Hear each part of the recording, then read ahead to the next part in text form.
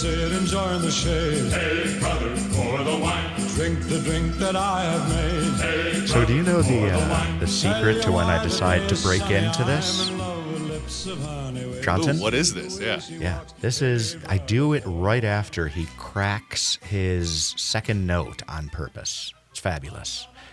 Ladies and gentlemen, that was an exciting start to Drink in the Style. I'm your host, Gregory Rich. I'm going to help you kill your early evening with booze and conversation. Tonight's theme, the all-new world of real estate. We've been living for years with in a bizarre real estate world, and it has changed again. So we are joined by Rodolfo. See, I knew I got my tongue stuck. Rodolfo Trujillo.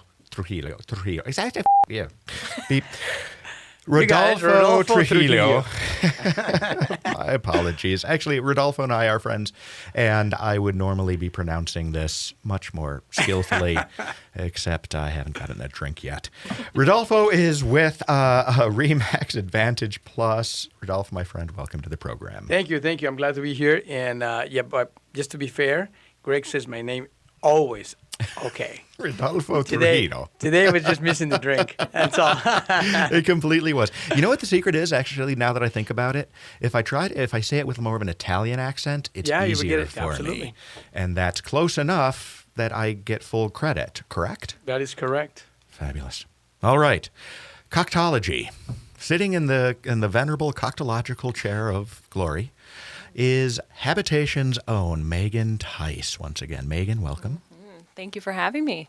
I love having you around at all times. For those who don't know, by the way, Megan is our junior designer and showroom support person. So when you call into Habitation, you get to talk to Megan. Oh, joy. Lucky you. Day made.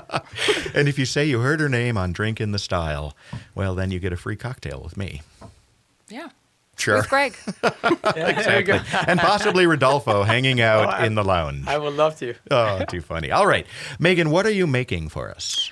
I believe it's called the Rhode Island Red. The Rhode Island Red. Yeah, but it was a little tweaked from the original recipe, so you can call it whatever you want. Okay. Okay. So it's 2 ounces of whiskey. Today we're using Slane. The house brand, although we were just talking about whether it's changing flavors a little bit. We may have to tune in next week. I'm going to drink a couple bottles of Slane and let you know if it's different. See the difference? All right. Sorry, so keep going. Yes. 2 ounces of Slane. Yep, and then we're doing a 1/2 ounce of Campari.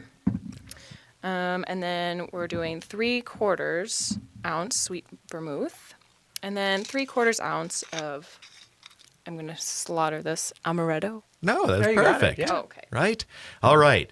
Hit us with some mixing music. Throw this together. I see you're pouring it into a shaker, or are you using that as a yari? Is this going to be shaken? We're shaking it. Great. Yes. Big fan of shaken. It makes it so much colder. It's just delightful.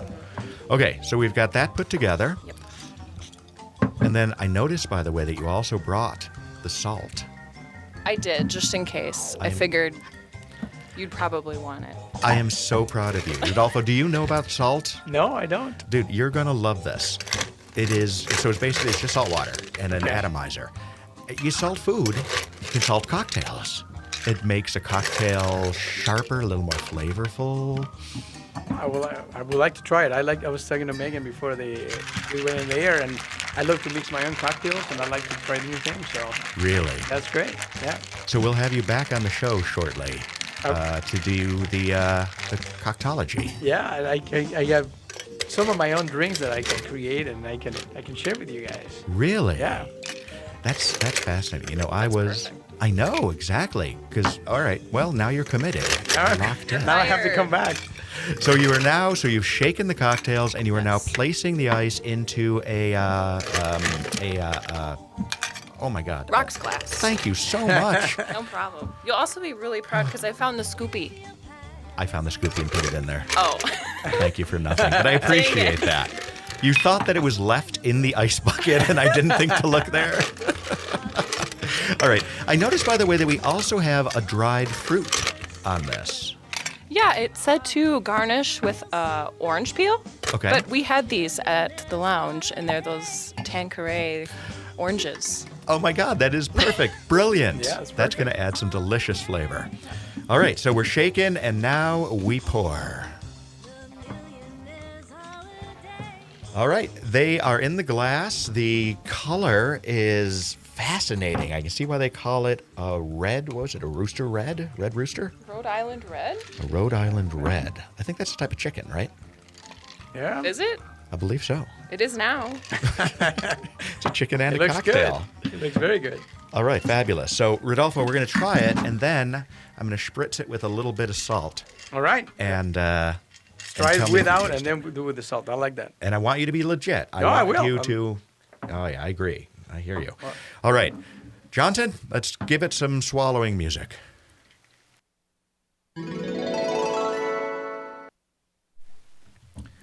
All right, it's sweeter than I would normally like. The Campari made it, or the sweet vermouth, I think. I would probably turn down the sweet vermouth on it a little bit next time, but this is super refreshing. It is pretty sweet. I like it though. Maybe less on the sweet vermouth and a little bit on a little more of the whiskey. See, you know Give a what? little- We maybe can give a little adjust. bit. Yeah, The world there you is go. our That's what I like. oyster. That's what I like it. Nothing is in there. Give me a splash. But you first have to taste it Yeah, I'm with a gonna try little bit with of it. the salt. So just Yep. do one spray on it. Yep. There you go. All right. All right. Kick it around a little bit and see if it's any different.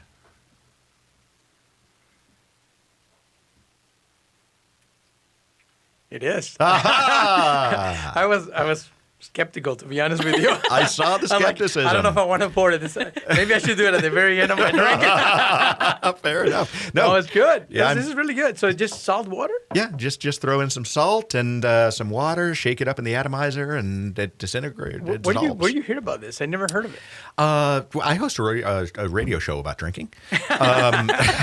No, you know what it was? It was the late and much sadlingly lost Dan Newkirk. Newkirk was back in his day before the terrible accident. There's no accident. He used to mix on the radio show, and he was a professional bartender, and he ran all of the beverage services at a group of restaurants. Now he's moved to a different spot, and is not yet back on the show. But perhaps someday, if he recovers, he will once again sit in the venerable Dan Newkirk cocktailological chair, which we're calling it now. So he came up with the idea of doing the salt Yeah. on the drink? Yep. That's brilliant. That Yeah. never even I know. occurred to me. The guy is amazing. He also is an insanely good cook. He can smoke brisket like you could not imagine. But All right. When I think brisket, I think Dan Newkirk. In All any right. event, ladies and gentlemen, let's get on with the general show, and we will hit it off with the today's totally not random question, which actually is fairly random. Are you ready? I'm ready. Rodolfo, what do it. motivates you? Life motivates me. I'm in love with life. Wow, that is a big answer. Just being happy, just being here. Just every time I wake up, I'm excited. And I've been so blessed in so many ways. I was talking to Megan before the show. I have two beautiful girls, Natalia, 17, and Carmen, 15. And those are my biggest motivation. Of course, my wife, Jennifer. But every day, everything I do is with that purpose. Everything I do is like, what am I going to do today to make their lives better? And that makes me happy. There is no greater gift than a motivational drive based on something like that. It's fabulous. It's incredible. Good for you. It's incredible. And I love man. So- it. In love with life. So you don't get, you got to still get irritated from time to time. I mean, you can't take everything. No, I do. But joyfully. I You're irritated by this question. no, I do. But I don't have time Mm-hmm. to be upset. I don't have time to be sad. I don't have time to be angry. Sure. I do get, upset, angry, disturbed, whatever. But I make a full commitment to myself. I say well, you analyze the problem. You can either fix it or let go. That's it. There's no better way to handle things. Yeah, and then I also learned from one of my mentors that told me many times, when somebody calls you with a problem or calls you with a question, I used to answer it immediately, especially in real estate. I thought I needed to answer, otherwise I'm going to lose the client, I'm going to lose the sale, and this and that. Now, some of my clients might be listening to us and say, I don't answer right away. Mm-hmm. I let it simmer for 30, 45 minutes. 90% of the time, Greg, they find their own solutions. That's actually... They leave you a message and say, I need this. 30 minutes later, they call, oh, I got it. All right. It's brilliant. I embrace this same concept, and I call it the waiting game. And Megan, now you know that through that, if I can't get to something or I'm not getting to something or what have you, oftentimes the problem resolves itself. In which case I say, once again, I have won the waiting game. I like that. It's true. Most people want everything immediate, or they think they do. Now, if it's not immediate within 5 minutes, now out of a sudden they will find the answer themselves. Yes. And 90% of the times, or even higher, they already knew the answer. They just wanted somebody to tell them. Agreed completely. And I think it's a more balanced way of doing things as well. Because also if you're putting yourself into a position where you're going to always respond immediately and that becomes your general thing, one of the problems we have is that people don't reflect on what they say before. And you need a little bit of time to put together a thoughtful response. I have a phrase back when I worked in the corporate world that I called it oh God, what was it? I forgot. It was like a network. It was the person who adds no value to a series of emails, but always responds, often with a question that they push everything back. And they seem super efficient, but the fundamentals of what they're sending is not meaningful.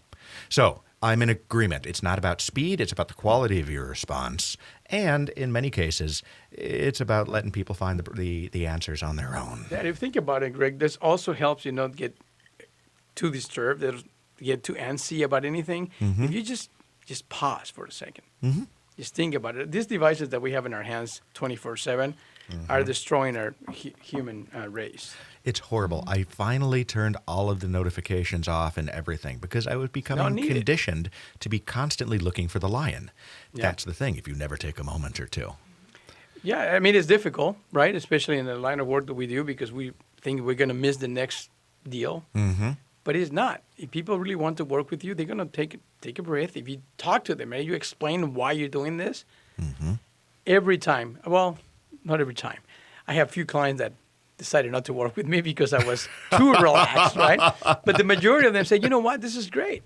Fair. I'm glad you mentioned it. We should go back to doing business the way we used to do it 20 years ago. Oh, my God. I can't even imagine. There was a time in my life, never a time in Megan's life, I think. No, but she's there was too young. a time. She's too young. She doesn't understand this, probably. Exactly. But you would leave the house. You were incommunicado. You were gone. You were done. You were, occasionally somebody would come by in a restaurant trying to page you, Yeah. Which, interestingly enough, in the very early days when you could customize your own ringtone, so this is like in the late 90s, I'm going to guess. This is an embarrassing thing, but I had a woman, a friend of mine, record telephone call for Mr. Rich. Mr. Rich. Telephone call, and that was my ringtone. That's kind of cool. No, it was funny at the time. Now I'm going to do it for mine now. Oh my God! Telephone call for Mr. Trujillo. Telephone call. Somebody's going to throw my phone to the curb. I think it's worth thinking about. All right. Well, we should take a quick break, and then when we get back, we should start talking specifically about real estate, because there have been changes in the market. There have been different forms of responses to what's happening. And also, we're going to talk a little bit about your clientele. Absolutely. And how you're doing some work in the community. Ladies and gentlemen, again, this is Drink in the Style. We'll be back in just a moment. When you're drinking, you get thinking. It helps your point of view. But when you're sober, the skies all seem gray. Yeah, when you're sober, life's a pain. Here from the old razzle-dazzle, razzle-dazzle. Give 'em an act with lots of flash in it, and the reaction will be passionate. Welcome back to Drink in the Style. I'm Gregory Rich, and I am doing my best to give you a little razzle-dazzle. But really, I shouldn't be working this hard because we have Rodolfo Trujillo with us, and he's razzle dazzle in his blood. Yeah, there you go. Let's do it. All right, let's talk about real estate. We'll start with this: the whole state of housing inventory, because everything comes from that. What is the latest on that? Well, it's been a roller coaster on the real estate for the last couple of years since COVID started. It was completely unknown for anything what's going to happen. So for the first 3 months of 2020, everybody stopped, like we all did. Real estate stopped. Everything stopped. But then everybody realized when we were forced to be at home for that period of time with everybody for the first time in years, everybody realized like, oh boy, I need a bigger home. I know, right? I'm going to need to move. Because before that, the entire trend had been 2 smaller homes. Yeah, that was it. It was going the opposite direction. Exactly. Yeah, minimalist. That was a big deal. Yeah, right sizing, of course. Yeah, right sizing. And Yeah, because I like right sizing better than downsizing. Agreed. It sounds much better. Less And it's better. Exactly. Yeah, everything is better that way. But then we realized that we needed more space, for our kids, for ourselves. And for the first time, and you probably already know this, Greg, in the United States, 2020 was for the first time in many, many, many years that most Americans have actually savings. Yes. Because they didn't have anything to spend on. No happy hours, no going out eating, no sport for the kids, no nothing. Yep. But the majority of us were able to work from home. We're making the same amount of money, but we're not spending as much. And that's the reason why you see all the craziness that happened. People wanted a bigger home. They didn't care to spend an extra 20, 30, 40, 50,000. And that's the bidding war. Fascinating. So what you're saying is that people stayed home during the pandemic. Obviously, savings rates went up substantially, but that money now is available to buy a bigger home. Correct. As a down payment, because that's so damned American, isn't it? God forbid we have savings. Oh, no. No, seriously. I mean, that makes all the sense in the world. And again, people's living styles have completely changed. It was the perfect storm. So you have savings. The interest rate went low. So now you have more buying power, more money for down payment, or pay extra. Yes. And that's when you have bidding wars all the time. And the market went absolutely berserk, and the inventory of houses was practically nothing.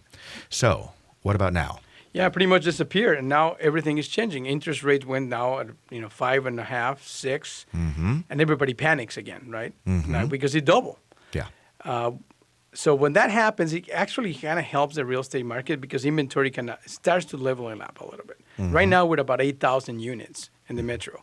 Okay. And 8,000 is much better than 6,000 that we used to have. Okay. But the balanced market is about 25,000 units. So we're still way behind. Less than, practically a third of required inventory. Correct. To be a balanced market. Okay. It's recovering. People, we have 17 to 25 buyers per home. But now with the interest rate going up, a lot of people panic. And a lot of people also couldn't have the same amount of purchase power. So if 2 points go up in rates, you're losing about $20,000 to $30,000 in purchase power. So everything changes. But unfortunately for most people, the prices stayed the same. Well, exactly. It didn't come down. Because the problem with having maintained such an insanely low interest rates, and we were talking before the show, over a 30-year period, the interest rates currently are still insanely low. And of course, you go back to the 80s, 17%? Yeah, 18%. I mean, it was bizarre. Yeah, it was crazy. incredible. So, but the problem is that we had those rates so low for so long that the housing market inflated because you could buy more because, the rates were so low. Now, though, that they're coming up, there almost has to be a period of kind of stagflation at least in the housing market. I think that's what's going to happen, absolutely. In a regular year, we see the value of any property across the board. And, we're not going to generalize, we're just going to try to say every in the Twin Cities metro, 3 to 5% year over year. That's pretty normal. Well, through the pandemic, we went to 17 to 25% compared to when you are. So what we were doing, we were borrowing equity for the future. Right. So people are thinking, I hear many of my clients say, well, I'm going to wait until the prices crash. But unfortunately, that's not going to happen. The price of my balance might stay the same for a few years, but they're not going to come down. They cannot compare what happened in 2008 or 2009, what is happening now. It's two different stories. Now, what happened back then, it was directly affected by the mortgage.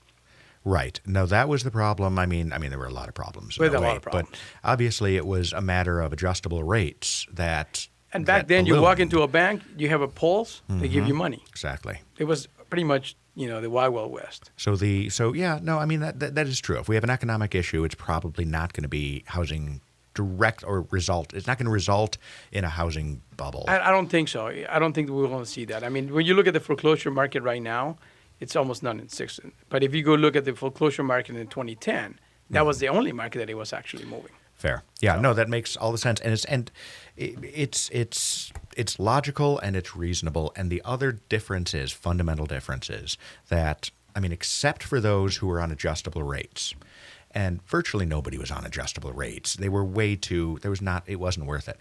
The problem in 2008 was that all these mortgages ballooned simultaneously and people could no longer pay. Whereas in this case, it's no longer a matter of my payment is going up. It's a matter of my house isn't going up the way it was. Correct. It's more of economic big picture, right? Your job, your equity in your house. There's more factors, so I don't think this is going to happen. Mm-hmm. What is going to happen, I believe, in the next few years is the price is going to stay stable. Mm-hmm. They're not going to go down. They might not raise anymore as high as we used to, but they're going to go back to the normal, 3 to 5% year over year, and that's about it. And it's legitimate and reasonable and what the market should do. That's the way it should be. Yeah. These extremes in everything in our society, from politics to financial theory, is maddening. Yeah, it's maddening. Yeah, you cannot go anywhere like that. Like when you have a median price now of $350, that's a first-time home buyer price. It's incredible. It is. Because, back in the day, it used to be a matter that you would basically get a mortgage for 3 times your salary, your gross salary. So that would be a third, which means that at $350, you have to make, what, $125,000? Roughly. Roughly, about $120,000. And yet the average salary, of course, or income is what? Under 50? Yeah, I think it's 52 right now. Okay, 52. In the metro. Yeah. So it's a guaranteed absurdity. So you have one of two choices. You either have to go into a situation where you are objectively house poor. Yep. Or, and by the way, if you are house poor, that means you don't have money to spend in restaurants or on art or furniture. You look like an Ottoman man, by the way, Rodolfo. I just want to put that in. Thank you. But it's an incongruity that has to be resolved at some point. Yeah, it makes no sense. If we continue with this trend, it's going to hurt everybody, not just the housing market, but everybody around. Because you're right, everything starts here. If you're comfortable with your place of living, then you're more comfortable spending money. If you're suffering to make your payment, regardless, let's say not just mortgage, but even your rent. If you cannot even afford to pay your rent, how are you going to spend any money out elsewhere? It's the fundamental. You're not going to do it. Do you mind if I get now? I'm not going to get political. I was going to get political in the sense of how tax breaks and or increased earnings are affecting the wealthy versus the middle class and others. But we're going to leave that aside. Let's go back to real estate because I'm going to get you in trouble or me in trouble. Yeah. It happened once before, and then just to be fair with you, I don't care which side of the spectrum you're at; they're both wrong. That's my view. I will hit you on that, and I will say this: if you only think of the world in left and right, then this is a 3-dimensional world. You lack depth. Absolutely, I agree 100%. Oh crap! I should have used that for the quote. You could reuse it. You can go back to it. Yeah, okay. I'm going to go back to that. So you guys are going to get to write that down. I'll deliver it properly. All right. So what's the hottest sector in the market right now? The hottest sector in the market right now is in the $500,000. Okay. Because that's the one that everybody was looking for it 2 years ago, in the last 18 months. And all of a sudden, that segment stopped a little bit. Okay. So you have more chances. You have a better opportunity to look at a pretty good house between, let's say, I would say 450 to 650, probably 2,500 square feet to 3,000. Pretty nice house, good neighborhoods. Now you have the opportunity to actually go look at it, think about it, come back and look at it again, and then you'll be able to put an offer, which is the way it should be. It's, again, for most people, the biggest purchase in their lives, and people have had to just jump. And so it's that absurd. segment has been great right now because you have the opportunity. The inventory is probably the highest than anything in the last 18 months. You have a better chance to talk to them, to actually communicate with the seller, even negotiate. I just wrote an offer for a house that was listed at $575, we get it at $550 Really? within 10 days. You Oh, know? that's- that is good. There's different ways, different techniques to do it. You know that you need to have good representation. You need to have actually a good agent to help you to do that. Always. Because I've been in the listing side, but I get agents that are like, "Well, we can offer full price," and in my mind, like, we don't have any offers. Why do you go in right away? Which is great for my sellers, like fantastic, you know. course. But is there any different ways to help your client? It depends what side of the aisle you're on, you know, seller or buyer. But Yeah. No, and again, I can't speak highly enough of the use or using realtors in buying homes. It's more complicated than you realize. It's kind of a shame. The internet came in and everybody thought, oh, now I don't need to worry about this. And they started thinking they could think. That's not where a realtor's skill comes in. I mean, finding a house, knowing the market, yes, critically important, but it's not the fundamental. The fundamental is when you get into a transaction and how you handle that. And anybody who doesn't realize that having an agent, real estate agent or commercial agent, whatever it is, going in and negotiating on your behalf makes it so much easier. if you don't have a representation, you're going to leave a lot of money on the table. Mm-hmm. Yeah, people think, especially on the selling side, I heard all the time, say, oh, I can sell my house because there's so many buyers right now, I don't need you. Mm-hmm. Yeah, I think you do, right? Mm-hmm. Because you might have an idea of how much your house is worth, but if you got the right strategy, the right marketing, I can probably bring you 30, 40, 50,000 more. It just happened to one of my friends, I'm not going to mention his name. He called me and I said, I'm sorry, I'm not going to use you, I'm just going to put a sign. And I said, well, if you like losing money, go ahead. And many people are so focused on the commission portion of it that I don't really care about the commission, to be honest with you, Greg. I always tell them, they ask me, how much would you going to charge for your commission? I said, that's irrelevant. Mm-hmm. How much money you're going to make is more relevant to me. If you make enough money and you're happy, going back to the happiness, you're going to be happy paying my commission. You're not even going to care about the commission. Or at least you shouldn't, except for the fact that fear of loss always outweighs hope for gain. So you find the right person who understands what you're saying, which is, tell me what you want, I'll get it. Don't worry about what I take. Yeah, let me do my job. Let me make your life easier. Let me take all the stress away from you. And to me, that is a huge value. That's what the value, that's what a good realtor will do for you. That's what a good agent will do for you. Take all the stress away, make you happy.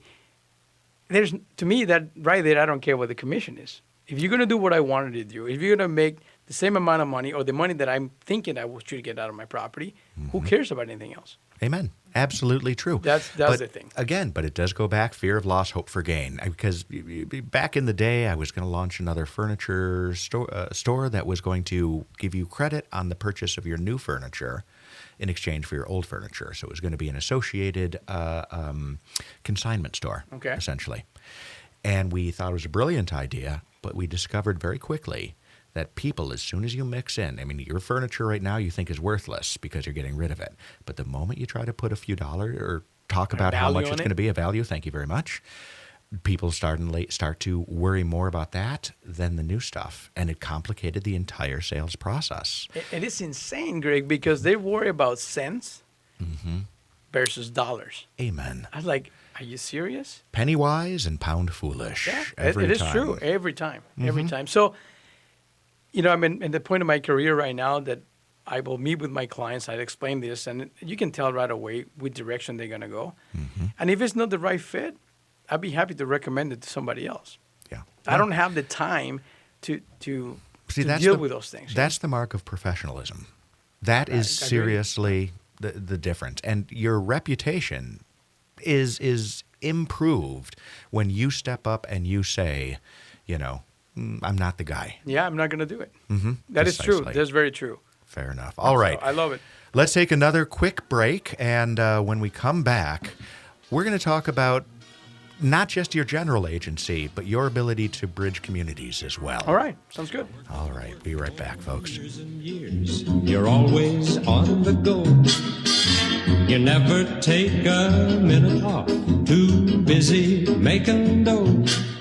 Someday you say you have your... When you're drinking, the show looks good to you. When you're drinking, you get stinking. It helps your point of view. Drinking really does help your point of view from your perspective. Ladies and gentlemen, this is Drink in the Style. I'm your host, Gregory Rich, and we are speaking with Rodolfo Trujillo of Remax Advantage. Because there's two different types of Remaxes, right? There's many, but the bigger ones are Remax Advantage Plus and Remax Results here in the Metro. What separates them? Well, Remax Advantage Plus, we have the best agents. I have many friends in Results. They're very good too, but different franchises. Right. Remax is the umbrella of different franchises. Oh, I see. Fair enough. That said, They're all still. good. They're all good. Creating bad blood here today on Drinking the Style. All right. Well, let's talk a little bit about working in Minnesota. Now, do you work with a particular clientele? Greg, I've been working with every kind of clientele. When I moved here in '98 from Mexico, I was thinking to Megan about it. I moved here I didn't know how to speak English. I didn't know anything. I was just. You moved here before you could speak English? Yeah, I mean, I knew a little bit. You know, I took fair enough. High school English. You know, it's like your high school Spanish. Yes, it's about the same. Exact. Este es mi pluma es amarillo. Yeah, I knew the colors, I knew the numbers. You know, where's the bathroom, things like that. But so everything changes. So back then, my whole sphere of influence was the Hispanic community, which I still serve and I love.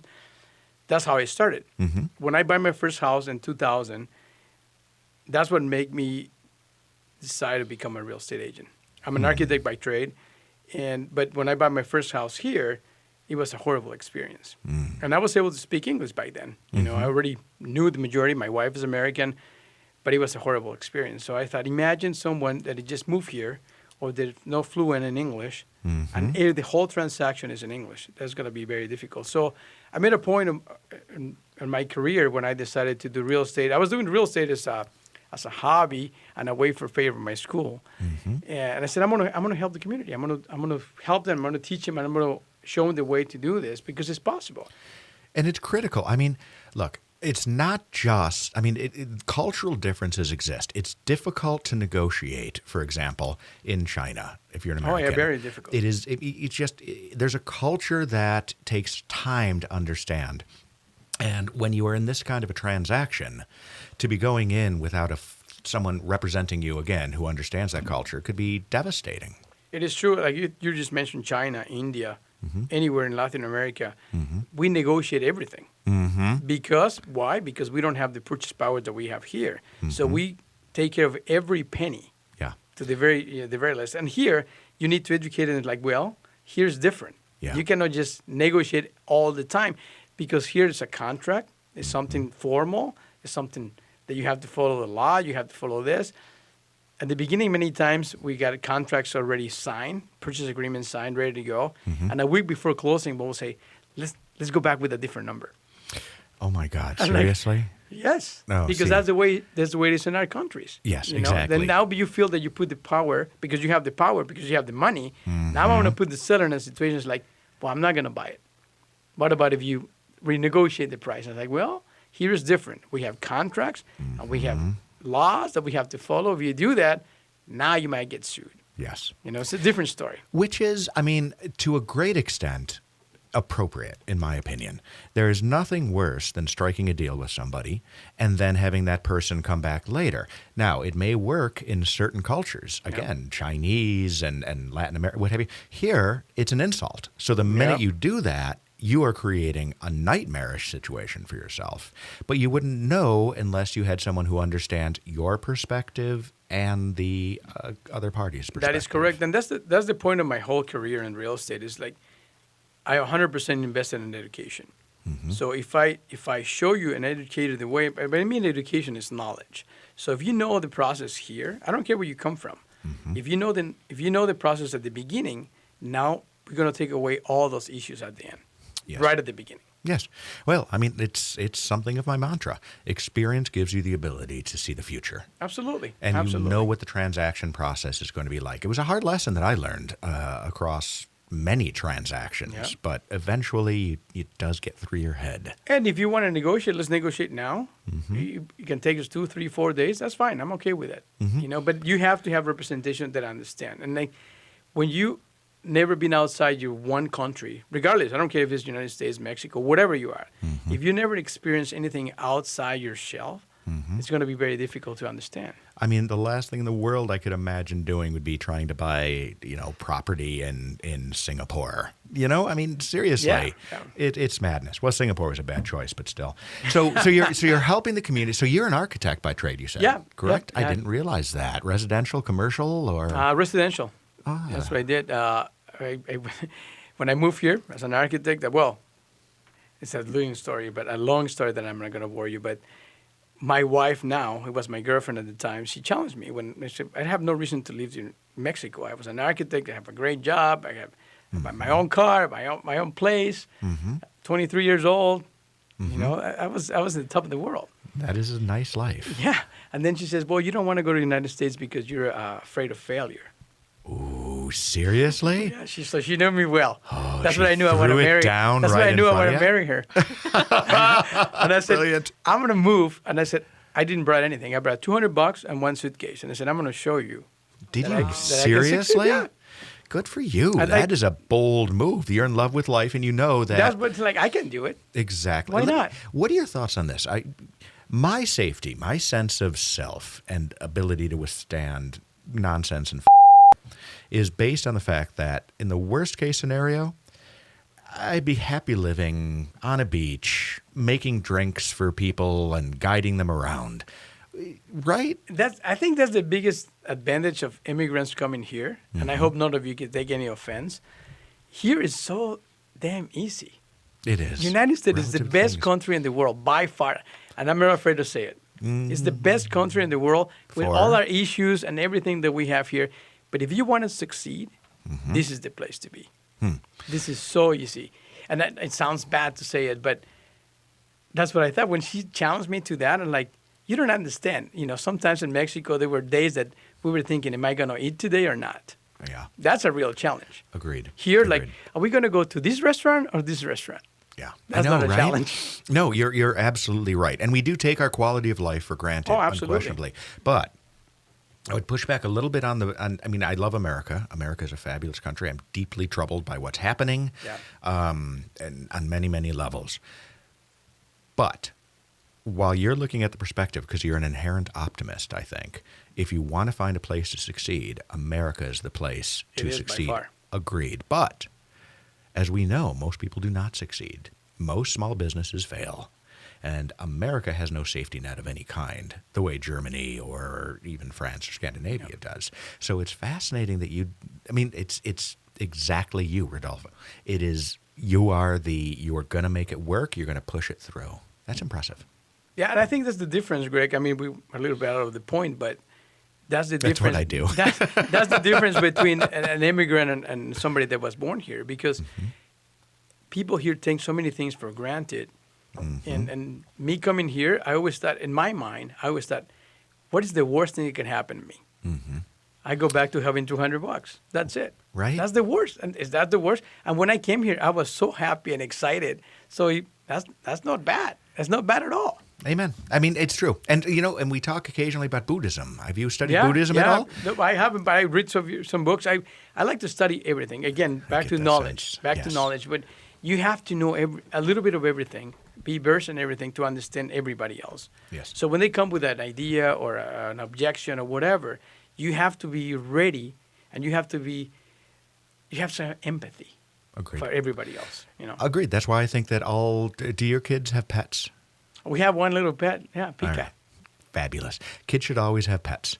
It teaches empathy. It imprints empathy on them. And hopefully then they can call back upon that when they're in difficult times of adulthood. Yeah, no, I agree 100%. Not just kids, Greg. Sometimes adults, they need somebody like that. I'm telling It's you. absolutely Yeah, true. it's very true. So you also do some work with the Neighborhood Development Alliance, correct? Yeah, Neighborhood Development Alliance has been one of the organizations, nonprofits that I've been helping for the last 16 years. They approached me back then and asked me if I can do a first-time homebuyer seminar in Spanish.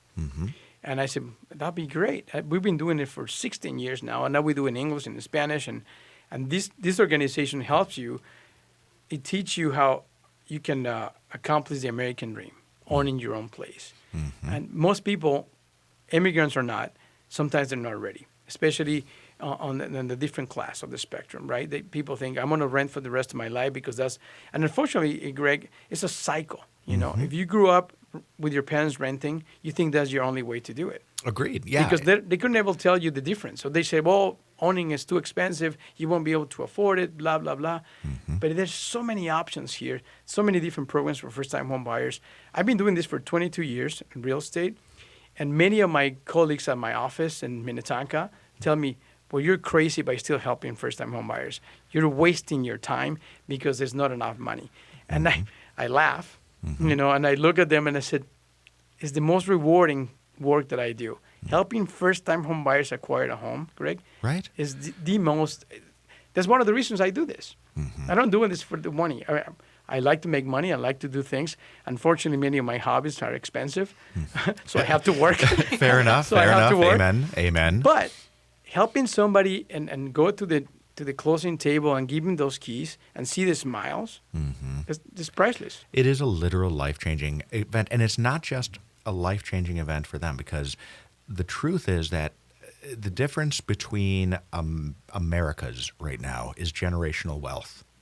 Those whose grandparents bought homes post-World War II and then took that equity and growth and then.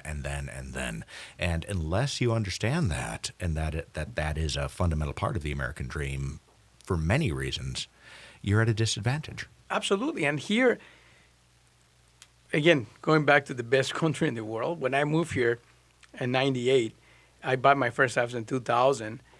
So within 2 years of being here, I was able to buy a house.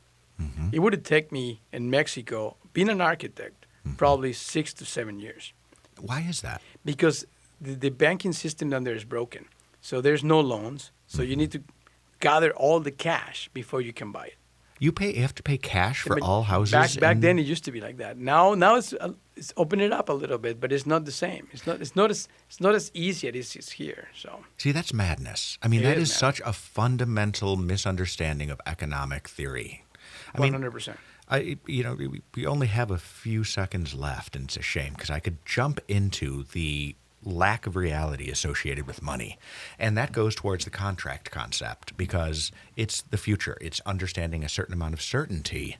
And most people around the world don't do that because it's not inherent to human thinking. That's not the way it is. It's not the way we were up. Here you have the opportunity, and sometimes it's missed. Yeah. Even for somebody from here. Amen. It's absolutely true. And that's why there need to be first-time home buyer programs for everyone, absolutely. quite honestly, which includes, kids who are carrying massive amounts of debt who aren't allowed to do that. But that is a completely That's a different show. we're gonna save that someday for a McNeil sit-in. absolutely. All right. Well, there it is, my friends. On behalf of the District Edina Habitation, Furnishing, and Design, Rodolfo Trujillo. Thank you so much for having me. I appreciate it. It's a delight. Megan, as well, thank you. I'd like to wish everybody good luck this coming week. What was the quote I was going to use, Megan? I forgot. There it is. Whoops. Good night, everybody.